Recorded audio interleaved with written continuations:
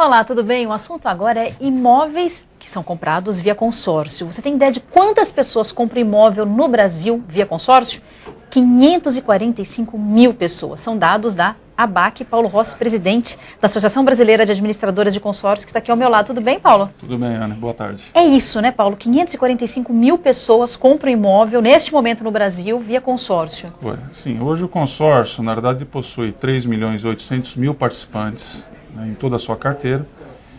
E o segmento de imóveis conta com 545 mil participantes. Então, uma expressiva parte da população aí realmente está optando pelo consórcio por ser uma poupança programada, né, e que leva o consumidor à construção do seu patrimônio. E Paulo, como é que funciona um consórcio para imóvel?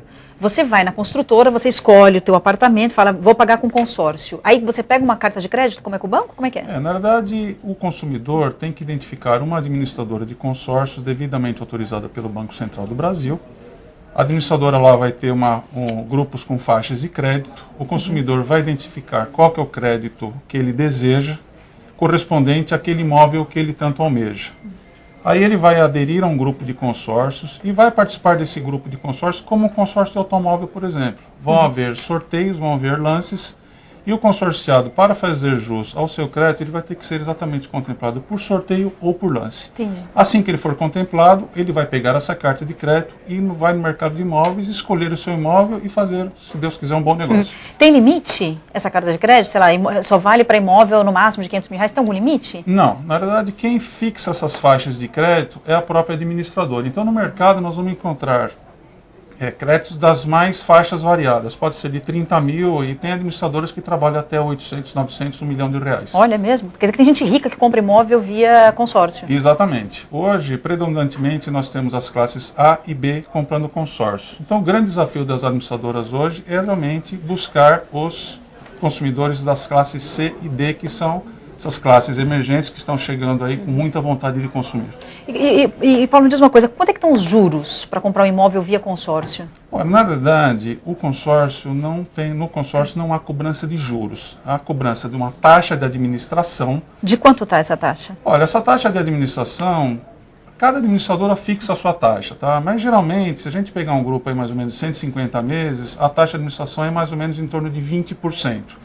Além da taxa de administração, 20% sobre... 20% que você dilui ao longo desses 150, 200 meses, dependendo do prazo, né? Tá. Então vai dar 0 ponto alguma coisa ao mês, né? E além disso pode ser cobrado também o fundo de reserva e o seguro de vida, tá? Então nós temos hoje basicamente esses 3 componentes que o consorciado vai ter que pagar: taxa de administração, fundo de reserva se for cobrado e seguro de vida. Tem ideia de mais ou menos quanto sai isso, essas três cobranças no mês para o Olha, consumidor? dá em torno de mais ou menos 0,2 sobre o valor do crédito. Então vai depender muito do plano, né, e do prazo de duração. Mas geralmente entre 0,2 e 0,25 ao mês sobre o valor do crédito. Então o consorciado, por exemplo, se tem um crédito de valor de R$100 mil, é 0,2, 0,25 sobre esse valor do crédito. Ao passo que se eu fosse ao banco pedir uma carta de crédito, você tem ideia de quanto seria, só para a gente comparar um pouco, Paulo?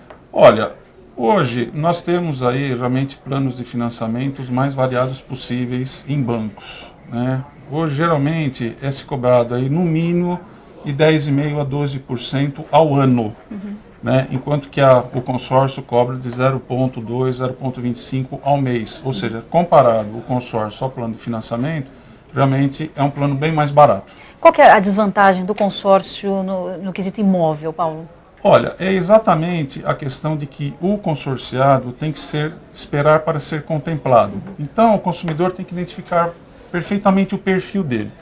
Se ele precisa do imóvel imediatamente, talvez o consórcio não seja a melhor opção. Por quê? Porque demanda exatamente a contemplação por sorteio e por lance. Agora, ele pode ser contemplado logo em seguida, ou ele pode ser o último a ser contemplado também. Esse é o risco do negócio. Então, é aquela coisa, é muito menos o risco e muito mais opção do consumidor. Agora, por outro lado, se ele tiver uma reserva técnica, uma reserva financeira, ele pode oferecer o lance.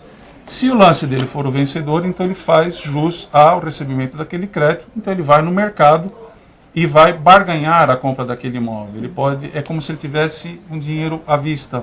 Então, o consórcio é o poder de quem compra à vista. Essa é uma das grandes vantagens, né? Não ter juros, o pagamento é integral, ou seja, se com crédito você realmente faz o pagamento integral do valor do imóvel, né? E acho que essas são as grandes vantagens. Agora, Paulo, uma vez que a pessoa é contemplada, ela pode quitar aquele imóvel na sequência, se ela tiver a grana, se ela ganhou uma herança, se ela vendeu um outro apartamento, ela pode quitar aquilo? Não há problema nenhum. E há abatimento? Há abatimento das parcelas vincendas, ou seja, você foi contemplado, você está lá, já pagou 40%, por exemplo, do valor da sua cota.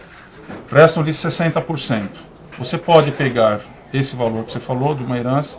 Agora, uma outra vantagem também, eu gostaria de destacar aqui, que é a possibilidade de o consorciado, se ele for um trabalhador e ele tiver recurso no fundo de garantia, ele utilizar exatamente os recursos do fundo de garantia para amortizar totalmente, parcialmente ou pagar até parte das prestações com os recursos da conta vinculada do fundo de garantia. Isso é novidade, né? Uma coisa recente. É uma coisa recente, é uma lei que foi aprovada o ano passado, ela entrou em vigor agora recentemente.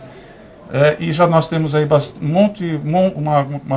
uma quantidade razoável de consorciados já utilizando os recursos do fundo de garantia exatamente numa dessas possibilidades.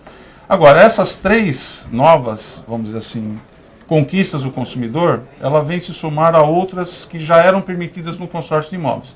Quais seja o oferecimento do lance ou a complementação do valor do crédito. Por exemplo, seu carta de crédito valor de R$100 mil, você tem lá o recurso no fundo de garantia na ordem de R$40 mil.